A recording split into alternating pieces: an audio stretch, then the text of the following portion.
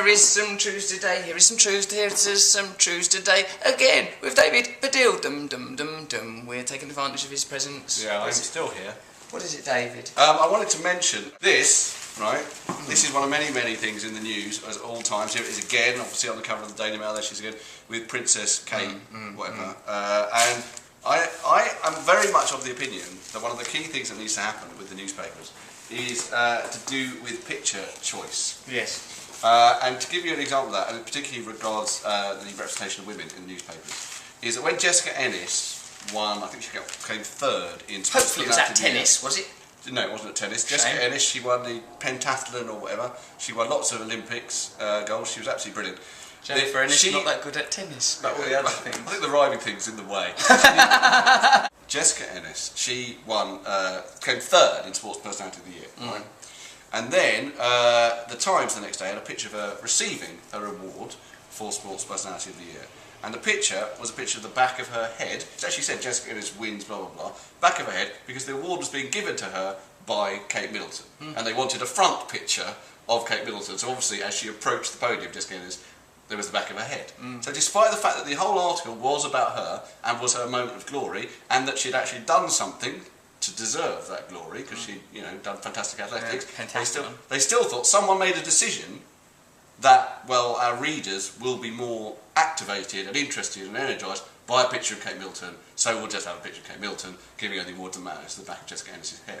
And I think that hierarchy that imagines, the hierarchy behind that, which is this woman because she is in a position of privilege, because she's perceived as being more pretty, and blah blah blah, is more deserving of status and of being seen in a vision, is absolutely what the revolution needs to subvert. But even beyond that, primarily, regardless of what the story claims to be about, it's actually about something else. Now, in that case, it's clear because of the story, the copy of the story claims to be about this woman's won this award, but the image tells you that really it's like, you know, oh look, there's Kate Middleton. Yeah. Well, the woman who's won the real award, they're saying, is Kate Middleton, because she's won the award of being pretty and famous and married to a future king. But all stories are almost entirely subtext. That everything that occurs at a textual and literal level is irrelevant. That all it is a sort of a broadcast of a nonsense frequency. Sometimes just I think it's just sort of like shash, just white noise. Other times I think it's a deliberate message. And I think in anything where it's about like the picture choice governs the content, or the picture choice is more significant than the copy.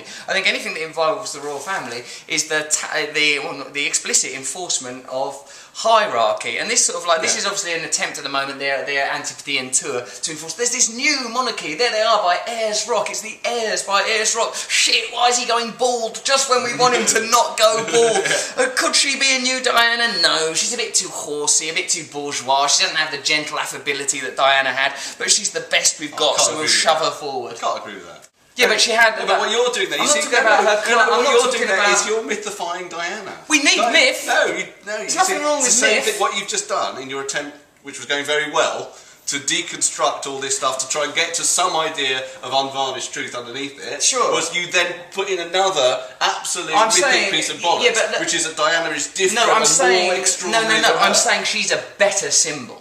She's a better symbol. Just the way that if you're she's dead. Like if you've Only because she's dead. I'm not saying better as in more worthy. I'm saying functions better, greater efficacy, more efficient, a better propaganda icon. Yeah, not superior in any other way other than efficacy. Right. And like whereas her, she is not effective because she's not evocative in the way. If you see her with her eyelashes done, looking up above a sort of a medical mask, it ain't going to have the same impact. Well, I think the phenomenon of Diana emerged because she was in a mythic social position, and she had certain innate mythic quality or aesthetic qualities that could be allied to her mythic role.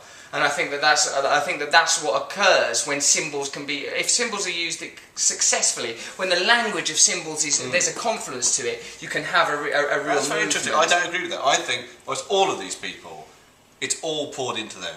Nothing comes from them. There is nothing eminent or innate Diana was in Diana. She was just an ordinary aristocratic woman who found herself in this situation, which was representative of something, which was a sort of sea change in the way that people were being deferential to the royal family. So that, and then because she was unhappy in her marriage and was public about it, you know, that allowed her to become a sort of tragic figure, having originally been a princess figure, and people love that narrative. They love narrative. There's an urge to story.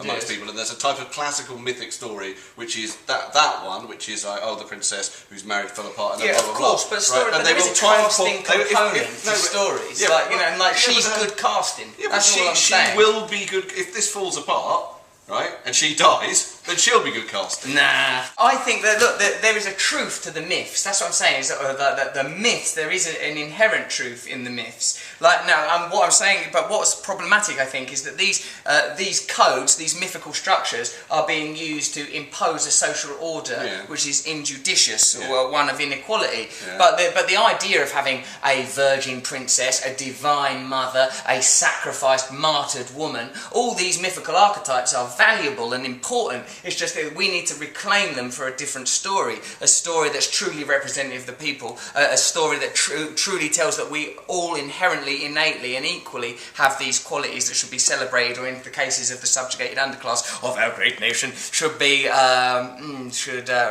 up. Hands like this for ages. Oh, rise up, right? Yeah. I was worried what you were saying. I don't think either of us are arguing about the sort of all the stuff. Like, the newspapers are narrative devices. They are a conduit for stories. All of this stuff is just stories. But what they're trying to do at the moment with her, which she does quite well because she is reasonably pretty for a member of the royal family, which is all she really needs to be, is they are trying to invest her and make all their readers invest in her as a heroine in a story. Sure, right? Of course. Which at the moment is a happy story. If it goes tragic, it will then become a tragic story, and all that is just to fulfil our urge to narrative. That half the time they don't even know why they're fulfilling it. At the end of the day, their motivations are economic.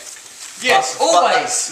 That won't even be available to them, I think. They will just think in terms of how do we make this a good story. Well, the Sun will think, how do we make it a good story, because we have to continue to sell our newspaper. The royal family recognises over the last 20 years there's been a few points where the royal families could genuinely be destabilised, particularly around the death of Diana, and they have to change that narrative and prevent that theme occurring.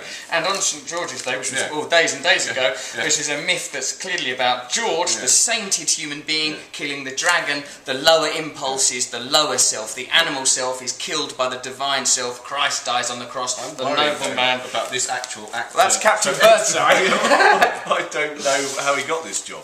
It's St George's Day. Call Buster Merrifield. I'm trying to see it all as one big sort of lump of information. Here is the sainted supermarket worker. Here is the representation of the idealised male, the senior idealised male. Here's a delicious dish of mince. I mean, there's a point where all of this stuff sort of falls apart. The more I've been doing this, the more I realise this is just a sort of a story of delirium, a dumb hypnosis. Yeah. That, David, all right, are you is some truth. Or if we're going to got to do some intelligent reading. Yeah. Right, now, come on. What are we looking at now? Taoism. Wisdom, David, is seeing the true nature of others. Enlightenment is seeing the true nature of the Tao, or the way. Mastering the Tao is just the way. Like we've all of us are ornamenting our lives with all sorts of information and beliefs, but there is a way that runs with great clarity. That says Tao. Yeah, you've got to pronounce it proper, like a scholar. Tao. How is it? Of course it is. Mastering others requires force, mastering yourself requires strength. Oh, I've got to do that. We've got to achieve self-mastery. Someone said to me recently, we think freedom is the freedom to pursue our petty trivial desires, when true freedom is freedom from those petty trivial desires. What happens if, like a dog that had the courage to go, you know those dogs have electric collars that buzz them if they cross a certain boundary? It's a new game show I've invented. The dogs do? Yeah, you can get a thing, put it on your dog, and like if it goes too far, you'll get an electric shock. I've not got one, it sounds very, very cruel. Terrible. So these electric collars, they go off, but like if you're prepared to endure discomfort, like this metaphorical dog I'm describing, if you're prepared to traverse those boundaries, endure the discomfort, what is on the other side? When you feel the desire to eat a cake or have a wank or rage at somebody or manipulate or exploit, what happens if you don't act on that impulse? What happens if you try to transcend or at least go through that impulse? What is on the other side of it? What some people postulate is true freedom. That's what they're saying here. Yes, David Foster Wallace says that too in The Pale King, although he killed himself after writing it. Yeah, well, he said... I mean, don't blame him. He described a type of boredom, like a type of extreme boredom that most people live their lives in, because that's what that book is about, the extreme boredom of the working process in which most people live their lives. Right. But in that book he imagines that there is a landscape beyond that boredom, which is sort of where true bliss exists. I'm not sure about that. He's right! This is the truth, this is the truth today, that was the truth, this is the truth today.